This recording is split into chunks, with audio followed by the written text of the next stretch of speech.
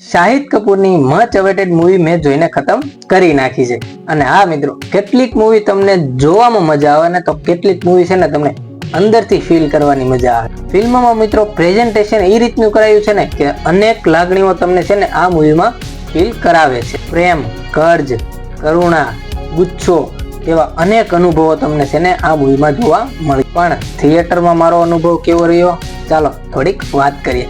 તો મિત્રો, હું કિશન અઘેરા અને તમારું ફિલ્મી વાતો યુટ્યુબ ચેનલમાં હાર્દિક સ્વાગત કરું છું. નવા હોય તો લાઈક, શેર, સબસ્ક્રાઇબ કરી નાખજો. ઉસ્તરા નામનો એક સિરિયલ કિલર હોય છે. તેને છે ને અલગ અલગ તેની પોતાની ગેંગ હોય છે.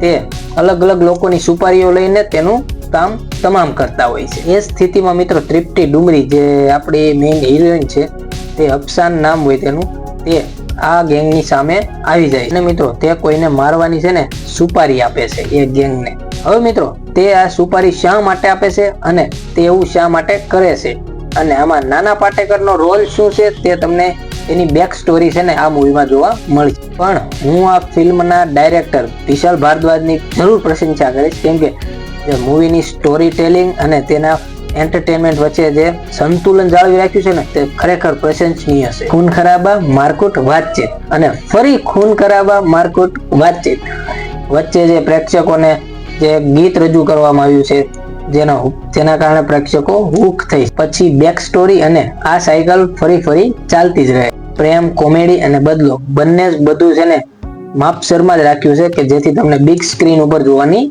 અલગ જ મજા આવે. અને મિત્રો આ ફિલ્મને વધુ આઉટસાઇડ કરે છે ને તો છે તૃપ્તિ ડુમરી.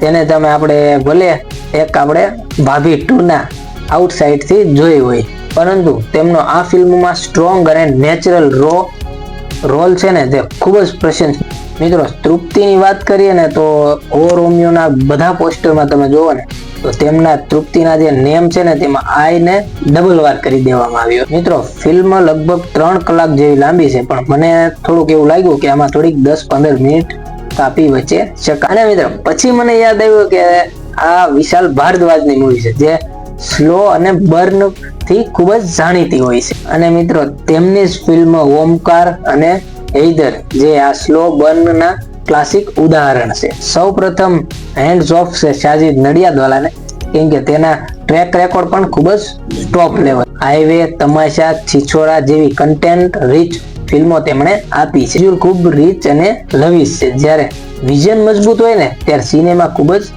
મસ્ત બને. હવે મિત્રો પરફોર્મન્સની વાત કરીએ તો શાહિદ કપૂરે ઉસ્કરા તરીકે છે ને આગ લગાવી. તેમની આંખોની ઇન્ટેન્સિટી છે ને એ તમને જ્યારે મૂવી જોશો ને ત્યારે તમારે સીટની એજ ઉપર રાખી દે. આ તેમની બેસ્ટ પરફોર્મન્સ માની એક કહી શકાય. અને તેનું જે કમબેકનું જે હતું ને તે તેમણે ખરેખર આમાં કમબેક કરી દીધું. તૃપ્તિ ડિમરી જે છે ને તે અશાનના રોલમાં મૂવીની ફિલ્મની એક આત્મા છે. તેઓએ એક ફિલ્મની માસૂમ અને ફિયર્સ બંનેની લાગણીઓ એક સાથે દેખાડી. શાહિદ કપૂર અને તૃપ્તિ ડિમરી જે છે ને તે પહેલીવાર એક સાથે આવ્યા છે, પણ તેમની કેમિસ્ટ્રી છે ને તે હાર્ટફુલ અને ખૂબ જ અલગ લાગે. સાથે મિત્રો તમન્ના ભાટિયા, વિક્રાંત મેસી અને દિશાન પટાણીના કેમિયોના રોલ્સ છે. અને મિત્રો નાના પાટેકરનો રોલ છે ને એ થોડોક મોટો છે, પણ જ્યારે પણ તે સ્ક્રીન પર આવે છે ને ત્યારે અલગ જ મજા આવી જાય. ફિલ્મનું સંગીત પણ વિશાલ ભારદ્વાજનું જ છે અને તે પણ ખૂબ જ ડિસેન્ટ છે. વિઝ્યુઅલી મિત્રો આ મૂવી તમને સીધા 90s ના દાયકામાં લઈ જાય છે,